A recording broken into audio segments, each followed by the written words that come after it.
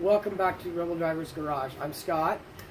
On the previous videos on this car, you saw that we got the Blueprint Engines 400 and the American Powertrain T56 Magnum sitting in the car. And that's all we got done at that point. We didn't get the transmission connected to the transmission cross member. We were holding up the back of the transmission with a floor jack. We had to actually cut the exhaust out too, or part of the exhaust out, in order to get the transmission all the way in. The H pipe was in the way, and so we cut the H pipe off. We cut the pipes behind the H pipe, I should say, and that's all the farther we got. This video here, I got to figure out how to get the transmission held up. I also got to modify the floor of the in order to fit this transmission, because it is big. The transmission's tunnel in this car is pretty good sized, but there's parts of it that really needed modification. Safety first.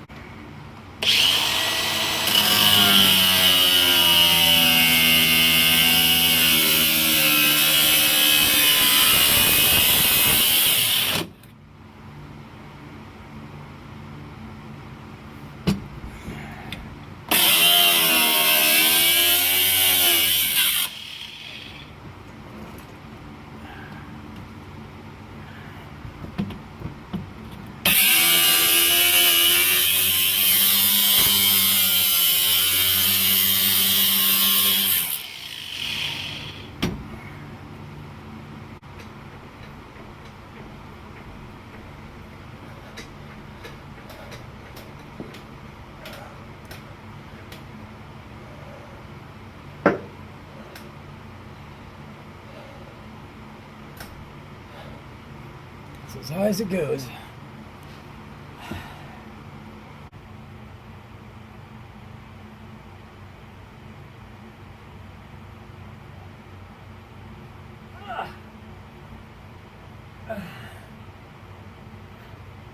Over again on the floor patch. My welding skills have been out of date. I had to go back and get a refresher course, but I'm going to leave that section open for right now. And then I painted it with like Rust-Oleum satin. And then underneath I painted the bottom of it, and then I filled in some areas in the grooves with undercoating, and just painted the rest of it like Rust-Oleum. The whole floor pan is going to be replaced. I mean, most of it. As you can see, the driver's side needs to be done as well. So mostly it's just the driver's side that needs it. The rest of the floor is pretty solid. But we'll do the trans tunnel correctly when I do that. But right now I just want to get the thing on the road again. Okay, I got these off. These are the transmission crossmember hangers that are welded to the frame. I had to cut these off, and then a friend of mine just sandblasted them for me. And now that I'm handling with them with my bare hands, they're going to rust immediately. These just basically hang on the inside of the frame like this, and this part down here wraps underneath of it. So what I'm going to do is I'm going to bolt the transmission cross member to the transmission, bolt these to the cross member, and then figure out where they're supposed to go, and then weld them on. I'll probably have everything attached, and then at least have them spot welded before I do it that way. Now that I got the transmission in and bolted up, now there was everything else. Headers, spark plug wires, wiring, radiator, the entire cooling system.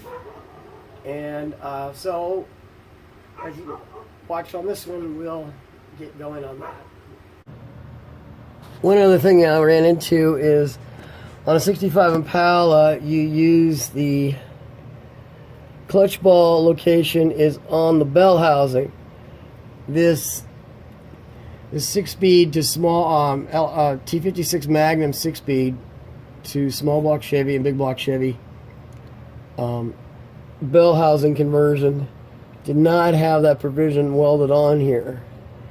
My Lakewood scatter shield I used to have in this car, which is now in my 67 GMC, had it, so I had to order this bracket.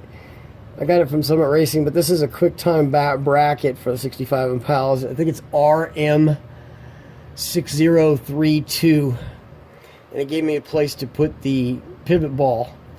Some applications have it in the bolts holes on the block, like that one there. Ooh, man, it's not focusing very well. And there's another one. Where's the other one at? I don't see it. Oh, there it is behind the header. There's the other one behind the header. But this particular application uses the one on the bell housing. Here, we got the interior in. As you can see, the transmission and all that. The stick shift is in. The line lock buttons on the stick shifter. The entire interior is back in the car. That. I also cleaned it because it was pretty dirty after sitting for 4 years in storage.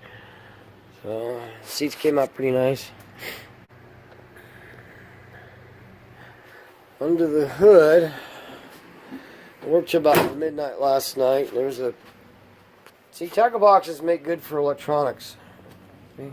This is just an old metal tackle box I found at an antique store. Alright. So under the hood, got the MSD in and wired. Got the new coil because this car used to have a HEI, so I had to rewire the MSD. So now it has the MSD ready to run distributor. Part number is like 8360. Small block, big block, same. And then got one header in. I started mocking up the. It's hard to see it underneath the plug wires here. Let me see. So I started marking up the fuel system, where I want things to go. The regulator was there, but I'm thinking about moving it a little bit farther, like over to here. It's a little bit close to the flywheel for NHAR rules, so it's supposed to be like 6 inches either before or behind of the flywheel. So I'm going to probably move it forward so I don't have to deal with it. I don't really want to drill another hole in my inner fender, but I just don't want to deal with people at the racetrack not saying it's legal. And then I had to reclock the fuel pump in order to get the fittings on it. That took a long time because I kept doing it wrong. And then I put it back in and I realized I can't even get that fitting in. This is the inlet fitting. And I couldn't screw it on with the fuel pump in the engine because it was hitting the frame rail. So took it back out, did it all over again. Hey, remember when I told you that we should test fit everything on the engine stand so you don't have problems? Well, I didn't test quite everything, and now I have a problem. I have a problem with the power steering pump heating the timing cover. So what's happening here, I even pulled the bolt out. As you see the nut there on the back of the power steering pump bracket, it hits there. Why? Because this timing cover is really thick, and it was never really designed for. It was designed for an industrial engine, which didn't, industrial engines don't have power steering. They're stationary engines. So now I pulled the water pump off, and now I'm gonna have to grind that down so I can have some room. I mean, it's super thick. It's really thick aluminum. So here I got another timing cover over here.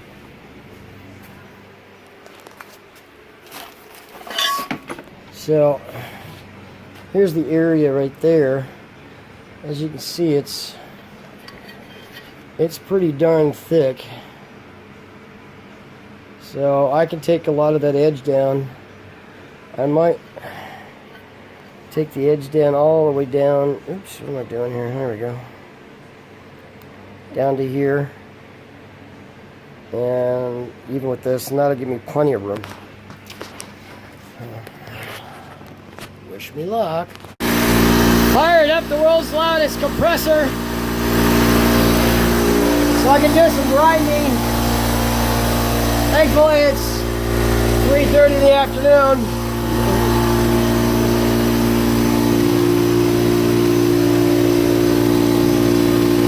Oh, I forgot the tool. You know, they say that nothing is ever bolt on. And I had to do a little bit of grinding on the timing cover. Thank God it's going to be hidden by the power steering pump. But got the job done, it now fits.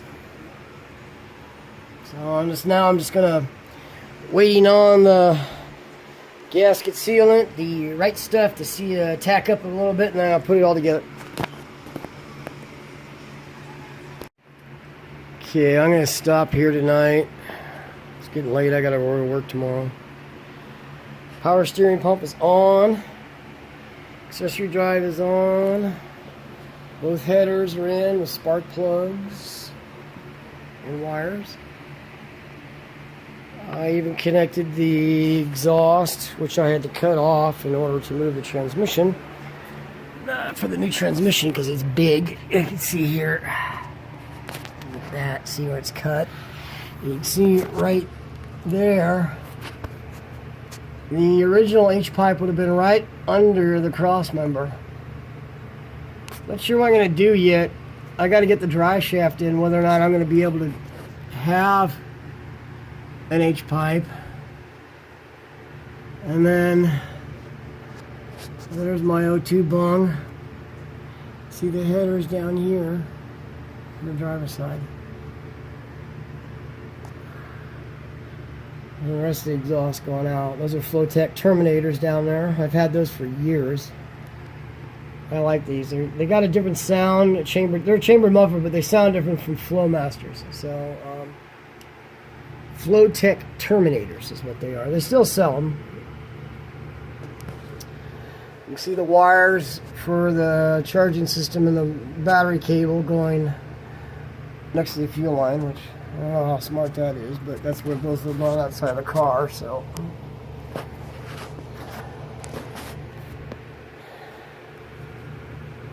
Hopefully my dry shaft will be in this week. He told me on Tuesday there's a 3 to 4 day turnaround, and so we'll see what they got.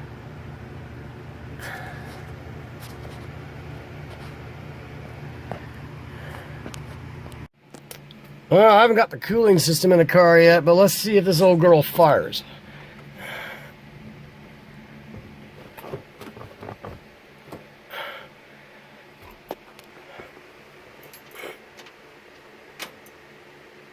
Oh, looks like I need a bulb.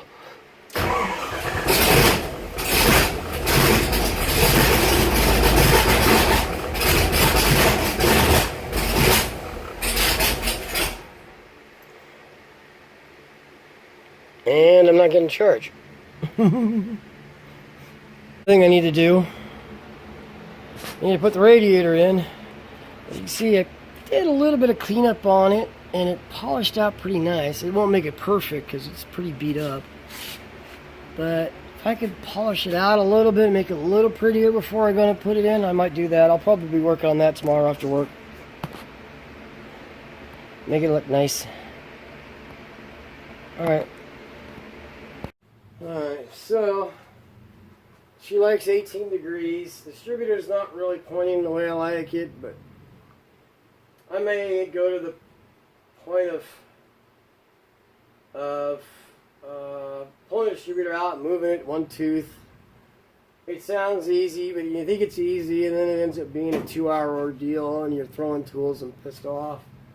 Or you just leave it where the vacuum advance is pointing right now, which is not ideal. I kind of like it a little more forward, but The engine's happy at this point, so I might as well just keep moving forward and get as much done as I can on this car before the drive shaft. So when the drive shaft shows up, I can just slide the drive shaft in, bolt it in, and she's ready to drive. She's not going to have everything done yet, but at least I can drive her. Drive her over to the exhaust shop and get that solved. But as you can see, she sounds pretty good now. I'm going to tighten up the distributor real quick and I'll refire it for you.